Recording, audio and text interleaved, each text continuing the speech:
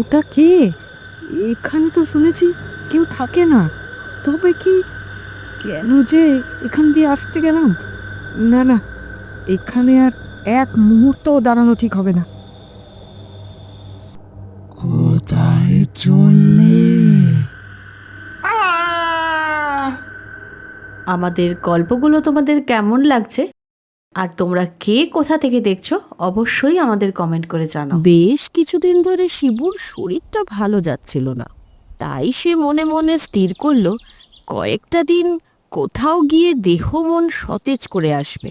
শিবু ঠিক করলো শিমুলতলায় গিয়ে কটা দিন কাটিয়ে আসবে। সেখানে শিবুর পূর্ব পরিচিত অনেকেই থাকে, তাই থাকার জায়গা পেতে অসুবিধে হবে না। যেমন ভাবনা তেমনই কাজ। চটপট সে ব্যাগ গুছিয়ে নিতে থাকে। এমন সময় তার বন্ধু বরুণ এসে হাজির। শিবু, আছিস নাকি রে? বাবা, তুই কোথা থেকে এতদিন পর? আগে ভেতরে তো আসতে দে, তারপর সব বলছি। আচ্ছা আচ্ছা, আয় আয়। ঘরে এসে শিবুর গোছগাছ দেখে সে বলল, ব্যাপার কি রে, কোথাও যাচ্ছিস নাকি? শরীরটা খুব একটা ভালো যাচ্ছে না। ডাক্তার বলেছে আবহাওয়া পরিবর্তন করে আসতে, তাই এই একঘেয়েমি দূর করতে ভাবছি একটু কটা দিন ঘুরে আসি। তা কোথায় যাবি, কিছু ঠিক করেছিস? না, তেমন ভাবে কিছু ঠিক করিনি, তবে ভাবছি শিমুলতলাতে কটা দিন থেকে আসি।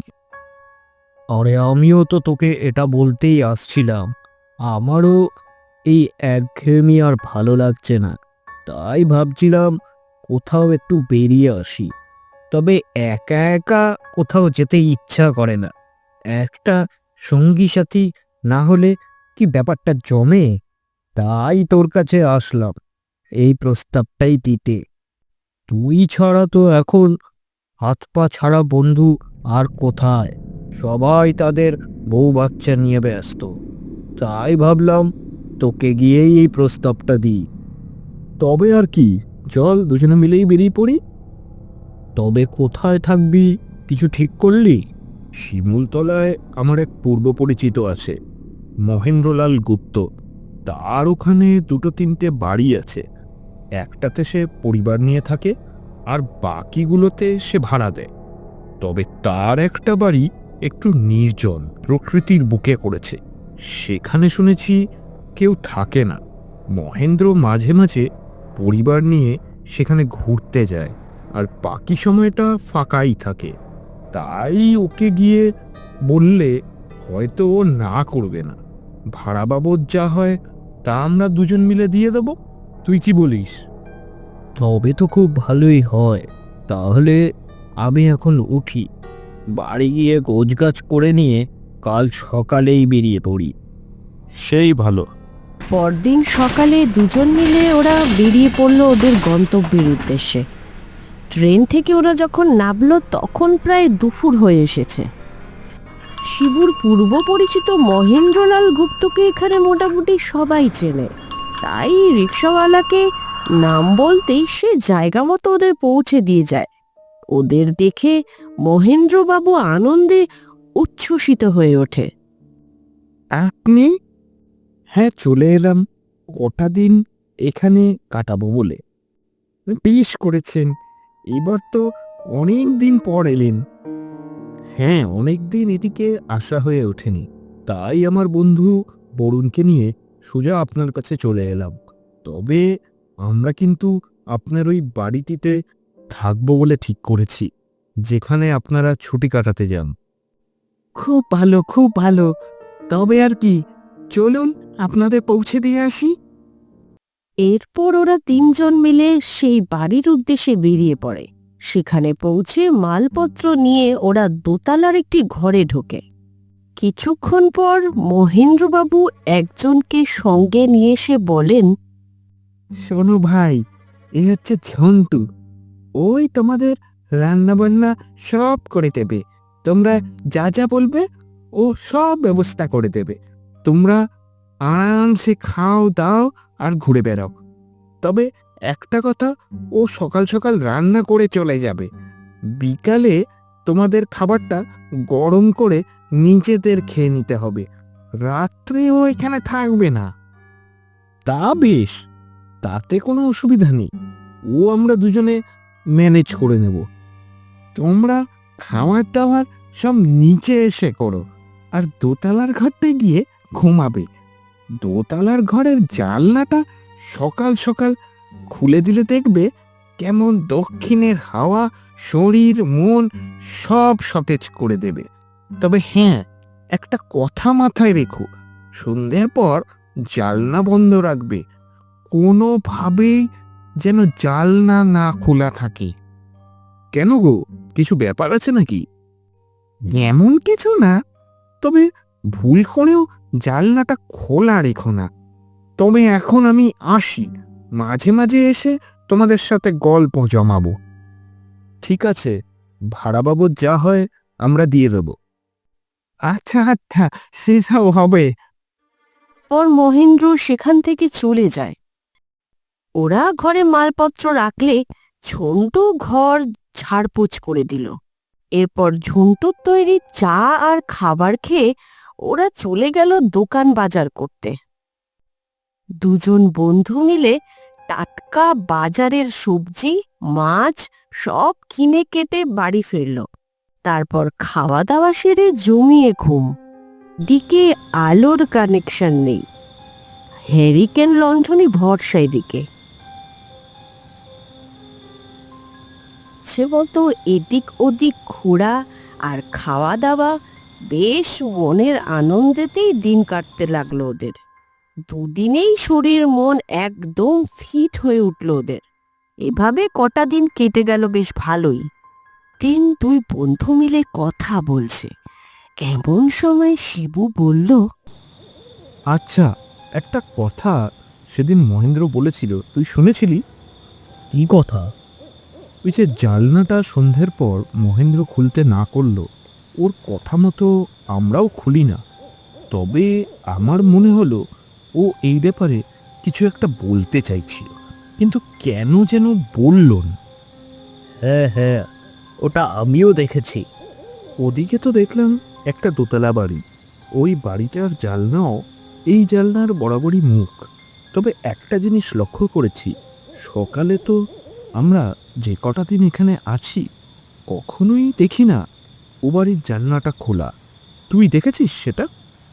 যদি কেউ নাই থাকে তবে জানলা খোলা রাখতে অসুবিধা কোথায়? কিছু একটা ব্যাপার আছে যেটা আমরা হয়তো বুঝতে পারছি না। দাঁড়া, কাল একবার ঝন্টুকে জিজ্ঞেস করব এই ব্যাপারে, দেখিও কিছু জানে কিনা।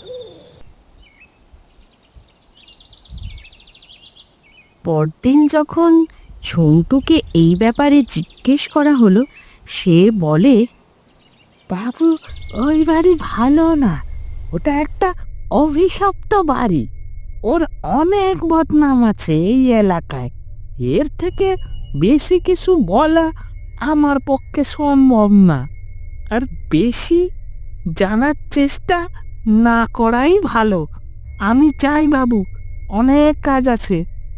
এবারে ওরা নিশ্চিত হলো যে কিছু একটা ঘটনা আছে যা কেউ প্রকাশ করতে চাইছে না। দেখেছিস, এও কিছু বললো না। যাকে আমাদের আর কি, আমরা কটা দিন থাকতে এসেছি, এমন সুন্দর পরিবেশ, এখানে কটা দিন কাটিয়ে আবার নিজেদের জায়গায় ফিরব, এসব জেনে আমাদেরও কোনো কাজ নেই। চল তবে স্নান খাওয়াটা করে নেওয়া যাক। পরদিন সকালে শিবুর কি জানি মনে হলো, সে সকাল সকাল উঠে বাইরে বেরিয়ে আসে। পাশের বাড়িটার বাইরে থেকে ভালো করে দেখবে বলে সে রাস্তার ধারে এসে দাঁড়ায়। তখনও অরুণ ঘুম থেকে ওঠেনি, ঝন্টুও তখনও আসেনি কাজে। যাই হোক, শিবু রাস্তার ধারে দাঁড়িয়ে দেখে মস্ত বড় দোতলা বাড়ি, বাগান টাগান আগাছায় ঢাকা, দেয়ালে অশ্বত্থ গাছ। দিনের বেলাতে কেমন যেন চুপসে অন্ধকার বাড়িটাকে গ্রাস করে রেখেছে। কেমন যেন একটা স্যাঁতস্যাঁতে গন্ধ বাড়িটার চারপাশ থেকে। আর বেশিক্ষণ না দাঁড়িয়ে থেকে শিবু রওনা হলো একটা চায়ের দোকানের উদ্দেশ্যে। বাড়িতে তো এখনো ঝন্টু আসেনি, তাই একটু এগিয়ে চায়ের খোঁজ করতে লাগলো সে। একটু এগোতেই একটা চায়ের দোকান পাওয়া গেল। দোকানের থেকে এক ভার চা নিয়ে সে গিয়ে বসলো সামনের বেঞ্চটায়।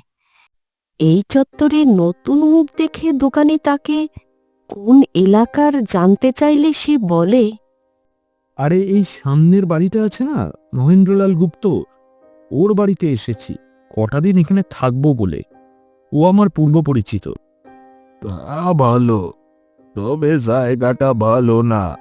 বিশেষ করে আপনার পাশের বাড়ির বেশ বদনাম আছে।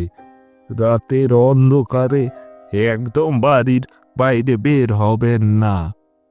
হ্যাঁ, মহেন্দ্র বলেছে সন্ধ্যের সময় ঘরের জানলা দরজা বন্ধ করে রাখতে। আচ্ছা কেন বলুন তো?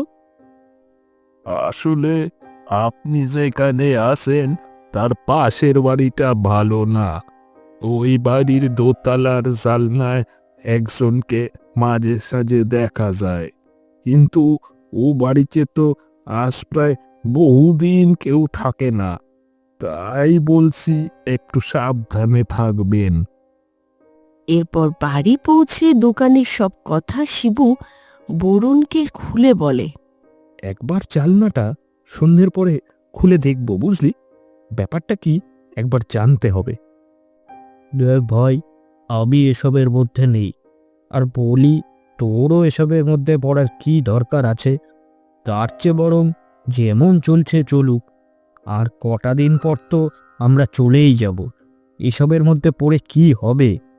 শিবু বুঝল বরুণকে বলে কিছু লাভ নেই, যা দেখার তাকেই একা দেখতে হবে। এইসব দিকে রাতের তাড়াতাড়ি খাওয়ার প্রচলন, তাই ওরাও খাওয়া দাওয়া শেষ করে খুব তাড়াতাড়ি। এমনই একদিন রাতে খাওয়া দাওয়া শেষ করে ওরা দুজনে নিজেদের বিছানায় শুয়ে পড়ে। বরুণ ততক্ষণে নিদ্রায় গেছে। শিবুর মাথায় ঘুরছে তখনও সেই পাশের বাড়ির কথাই। সে বিছানা ছেড়ে উঠে আস্তে করে দক্ষিণের জানলাটা খুলে দেয়।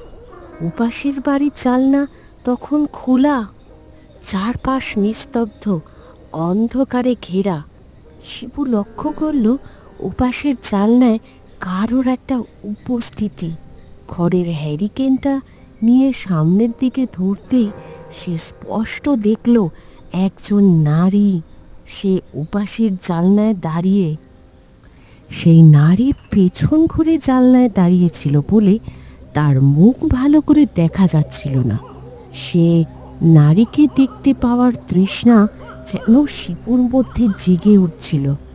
এমনভাবে বেশ কিছুক্ষণ কাটার পর শিবু দিকবেদিক জ্ঞান শূন্য হয়ে দাঁড়িয়ে রইল একই জায়গাতে। সেই নারীর দিকে চেয়ে রইল সে একভাবে। হঠাৎ এক সময় মেয়েটি সামনের দিকে ফেরে। তার লম্বা ঘন চুল, কপালে টিপ, কাজল কালো চোখ মেয়েটির সৌন্দর্যতাকে আরও বাড়িয়ে তুলছিল। এমন সুন্দর নারী শিবু যেন আগে কখনো দেখেনি। শিবুর খুব ইচ্ছে করছিল তার সাথে কথা বলার, তার নাম জিজ্ঞাসা করার, কিন্তু কিছুই যেন সে বলে উঠতে পারছিল না। তবে কি এতদিন এই সুন্দরী নারীর থেকেই আমাদের দূরে থাকতে বলেছিল সবাই? কিন্তু এতদিন হয়ে গেল, একবারও তো আগে এনাকে দেখিনি। তবে কি উনি বাড়ি থেকে বের হন না? এমন নানান প্রশ্ন শিবুর মাথায় ঘুরতে থাকে। কিছুক্ষণ পর সেই নারী তার জানলাটা বন্ধ করে দেয়। ওদিকে শিবুও জানলা বন্ধ করে নিচের জায়গায় এসে শুয়ে পড়ে। দিন সকালে কেন যেন শিবু বরুণকে কিছুই বলল না কাল রাতের কথা। হয়তো সে ওই মুহূর্তটা কাউকে জানাতে দিতে চায় না। শিবু একভাবে ওই বাড়িটার জানলাটার দিকেই চেয়ে বসে থাকে এখন সারা দিন। ওই মেয়েটি কেন সকালে জানলাটা একবারও খোলে না? এতদিনে তো কোনো আওয়াজও ওই দিক থেকে পাওয়া যায় না। তবে কি আমি কাল কোনো স্বপ্ন দেখলাম, নাকি সত্যিই ছিল? আমি কি একবার অরুণকে বলবো? না থাক, সে হয়তো বিশ্বাসই করবে না। এরপর থেকে রোজই শিবু গভীর রাতে উঠে জানলাটা খুলে তার জন্য অপেক্ষা করতে থাকে। একদিন সাহস করে শিবু জিজ্ঞাসা করেই বসল। নমস্কার, আমি শিবু, মানে শিবপ্রসাদ মুখার্জি। এখানে কয়েকদিন থাকতে এসেছি। আপনাকে কয়েকদিন ধরে দেখছি, রোজ রাতে জানলা খোলেন, কিন্তু সকালে তো কখনো খুলতে দেখিনি। আমি অনামিকা, এটা আমারই বাড়ি। আসলে দিনের আলো আমার আবার সহ্য হয় না, তাই জানলা বন্ধ রাখি। তা এত বড় বাড়িতে আপনি একা থাকেন? আর তো কাউকে দেখি না। হ্যাঁ, আমি একাই থাকি। আচ্ছা, আজ তবে আসি, কাল না হয় কথা হবে। এইসব ঘটনা শিব কাউকে কিচ্ছু জানায় না। সে যেন এক মোহজালে জড়িয়ে গেছে, সেখান থেকে কোনোভাবেই বেরোনোর পথ নেই। অরুণ একটার কথা লক্ষ্য করলো, শিবু কেন যেন আনমনা থাকে এখন। সারাক্ষণ বসে কি যেন ভাবে। এখন কোথাও ঠিকঠাক বেরোয় না, কথাও বলে না, সারাদিন কি যেন নিজের মধ্যে ভাবতে থাকে। একদিন গভীর রাতে শিবু তার বিছানায় বসে ঘুমানোর প্রস্তুতি নিচ্ছে। পাশের বিছানা তার বন্ধু তখন গভীর ঘুমে। এমন সময় শিবুর মনে হলো ওদের ঘরে কেউ আছে। শিবু চারদিকে দেখতে থাকে, কিন্তু সে কাউকে দেখতে পায় না। শিবুর মনে হলো এসব হয়তো তার মনের ভুল। হ্যারিকেনের আলোটা কম করে শিবু শুয়ে পড়ে। কিছু সময় পর শিবু তার বুকের ওপর ভারী কিছু অনুভব করতে থাকে। নিঃশ্বাস নিতে যেন তার বেশ কষ্ট হচ্ছে। শিবুর বুক ধড়ফড় করে ওঠে, চোখে মুখে ওর ভয়ের ছাপ স্পষ্ট ফুটে উঠেছে। শিবুর সারা শরীর থেকে ঘাম বেরোতে থাকে। তখন সে ধড়পড় করে বিছানায় উঠে বসে। হ্যারিকেনের আলোটা জোরে করে সে চারপাশটা দেখতে থাকে। এটা কি ছিল? আমার মনে হলো কেউ যেন আমার বুকের ওপর চড়ে বসেছে। এরকম তো আগে কখনো হয়নি। এ কি, আমার গা তো গরম, মনে হয় জ্বর এসেছে। এত রাতে অরুণকে ডেকে কাজ নেই, ও বেচারা ঘুমাচ্ছে। এখন শুয়ে পড়ি, কাল সকালে দেখা যাবে। পরদিন সকালে বরুণ দেখে অনেকটা বেলা হয়ে যাচ্ছে, তবুও শিবু বিছানা ছেড়ে উঠছে না। বরুণ শিবুর খাটের সামনে গিয়ে জোরে জোরে শিবুকে ডাকতে থাকে। বরুণের গলার আওয়াজে শিবু বিছানায় উঠে বসে। শিবুর চোখ মুখ লাল, শরীরের বিভিন্ন জায়গায় লাল দাগ বরুণ স্পষ্ট লক্ষ্য করল। শিবু, তোর কি হয়েছে? তোর শরীরে সব কিসের দাগ? আর তোর চোখ এত লাল কেন? তোর শরীর কি ঠিক নেই? হ্যাঁ রে, শরীরটা ভালো লাগছে না, মনে হয় জ্বর এসেছে। ঠিক আছে, তুই বিশ্রাম নে, আমি দেখি এদিকে কোনো ডাক্তারের খোঁজ পাওয়া যায় কিনা। এরপর বরুণ অনেক খুঁজে একজন ডাক্তারের থেকে শিবুর সব কথা বলে ওষুধ নিয়ে আসে। এই ওষুধে শিবুর কিচ্ছু হয় না।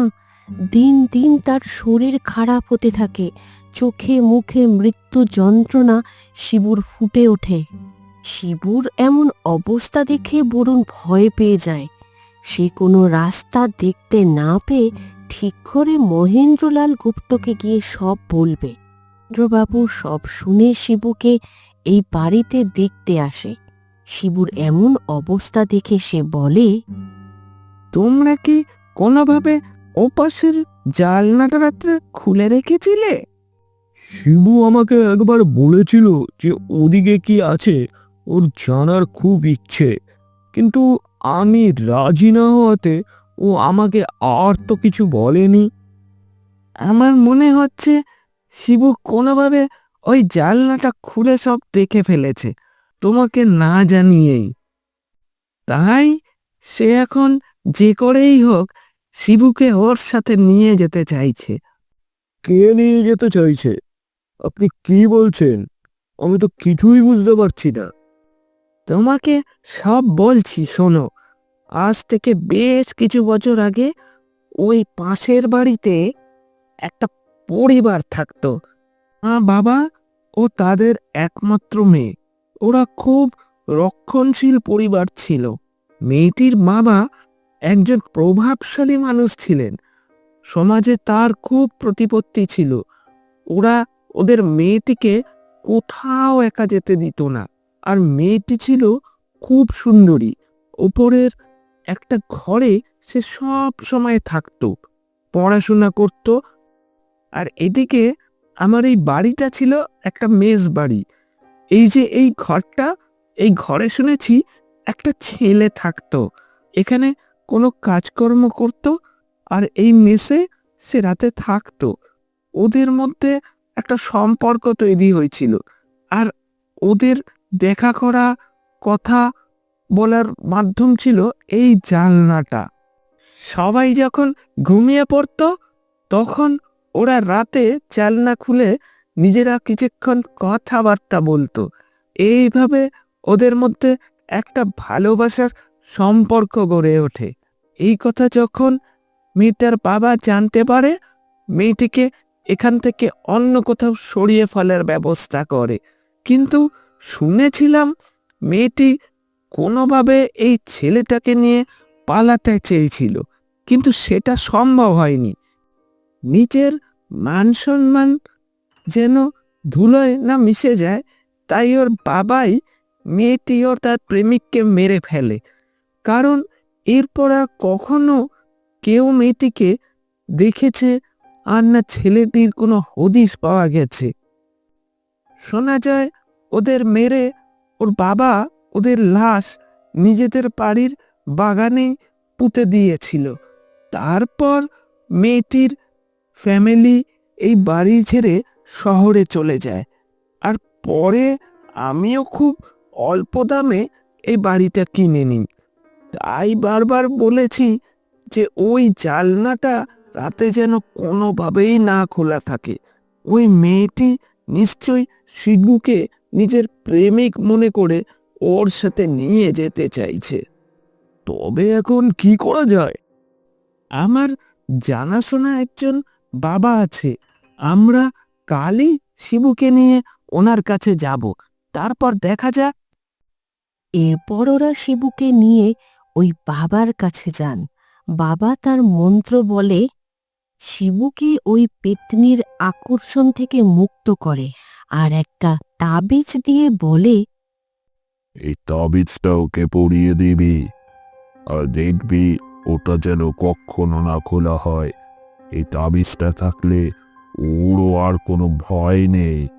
তবে মনে রাখবি, এই তাবিজ যদি ওর হাতে না থাকে, তবে এই মেয়েটির আত্মা শিবু যেখানেই যাবে সেখানেই ওকে আক্রমণ করবে।